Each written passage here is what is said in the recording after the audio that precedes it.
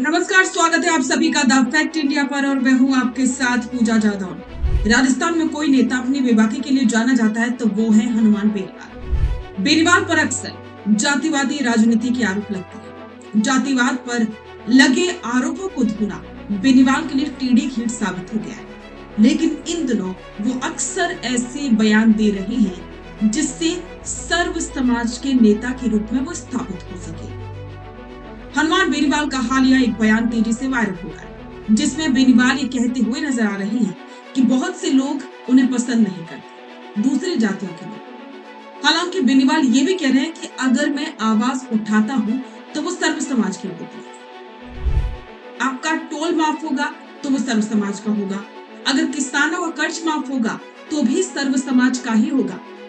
अब इससे हनुमान बेनीवाल ये बताना चाहते हैं कि वो 36 कौम को साथ लेकर चलने वाले नेता हैं। तो देखिए हनुमान बेनीवाल का ये 36 कौम वाला फॉर्मूला काम करेगा या नहीं, और ये भी जानिए कि बेनीवाल अब जो अपील कर रहे हैं जनता से वो कितने प्रभावी होंगे। हनुमान बेनीवाल ने उन लोगों को आड़े हाथों लिया जो उन्हें जातिवादी करार देते हैं। बेनीवाल ने कहा, कुछ लोग मुझे जातिवादी बोलते हैं, लेकिन मैं तो सर्व समाज के सुख दुख में काम आता हूँ। उनका तर्क सीधा है, सड़क पर होने वाला संघर्ष किसी एक जाति के लिए नहीं होता। बेनीवाल ने जोर देकर कहा कि अगर वे टोल फ्री राजस्थान की बात कर रहे हैं तो उसमें सिर्फ जाट समाज का टोल माफ नहीं होगा, बल्कि राजस्थान की सड़कों पर चलने वाले हर नागरिक को फायदा मिलेगा। उन्होंने किसानों के मुद्दे पर कहा है कि जब किसानों का कर्जा माफ होगा तो उसमें प्रत्येक समाज का किसान शामिल होगा। अपने भाषण के दौरान बेनीवाल ने एक बहुत ही ईमानदार बात कही जो उनकी बेबाकी को दर्शाती है। उन्होंने स्वीकार किया कि कई समाज ऐसे हैं जो मुझे पसंद नहीं करते। ये बयान राजस्थान की जटिल सामाजिक बनावट की ओर इशारा करता है। राजनीतिक जानकारों का मानना है कि बेनीवाल जानते हैं कि उनकी छवि एक विशेष वर्ग के नेता की बन गई है, और यही कारण है कि वे अब अपनी इस छवि को तोड़कर सर्व समाज के नेता बनने की कोशिश कर रहे हैं।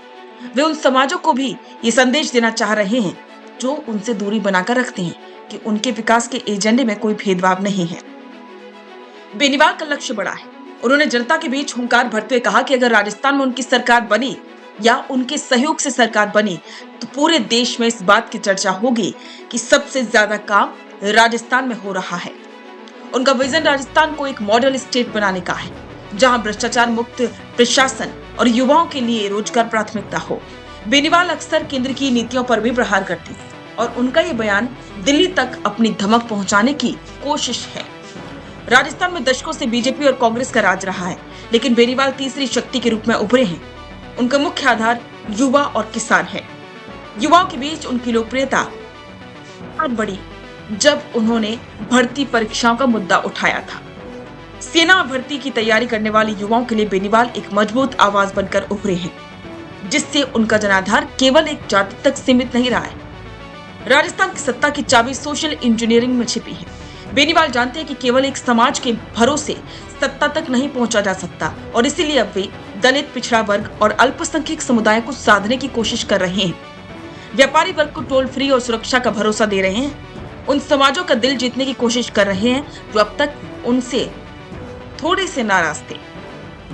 हनुमान बेनीवाल का यह बयान कि मैं तो सर्व समाज के काम आता हूँ, महज एक चुनावी जुमला है या उनकी राजनीति की नई दिशा, ये तो आने वाला वक्त ही बताएगा। तो हनुमान बेनीवाल अब जनता से सीधे अपील करते नजर आ रही हैं कि 36 कौम उनका साथ दे, और साथ ही ये भी कहते नजर आ रहे हैं कि अगर आने वाले चुनाव में आरएलपी की सरकार बनती है या फिर आरएलपी गठबंधन की सरकार बनती है तो राजस्थान की तस्वीर बदलेगी, भ्रष्टाचार खत्म होगा, युवाओं को न्याय मिलेगा।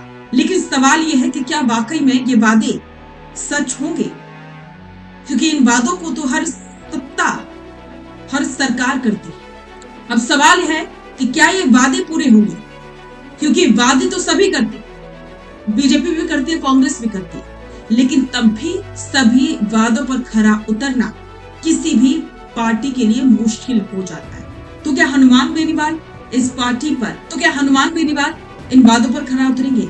और इससे पहले सबसे बड़ा सवाल, क्या हनुमान बेनीवाल के इन वादों पर राजस्थान की जनता भरोसा करेगी?